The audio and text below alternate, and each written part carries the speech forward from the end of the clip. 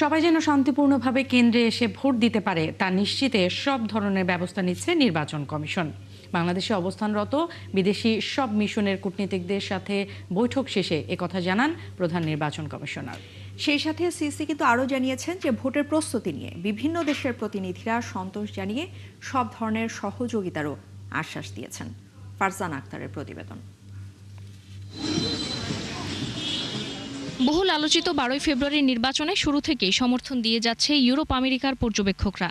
গত 3টি নির্বাচনের বাইরে এবার বেশ সংখ্যক পর্যবেক্ষক পাঠিয়েছে তারা।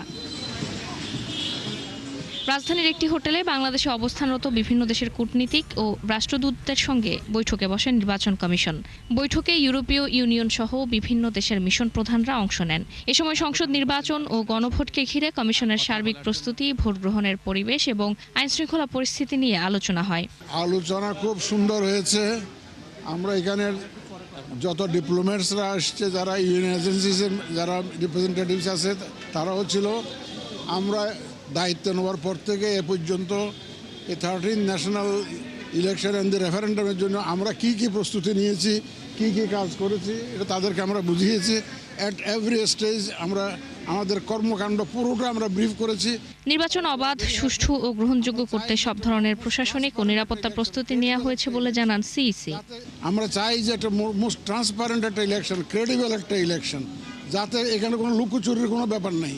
এদেরকে আমরা বুঝিয়েছি, সেটা তারা অ্যাপ্রিশিয়েট করেছে।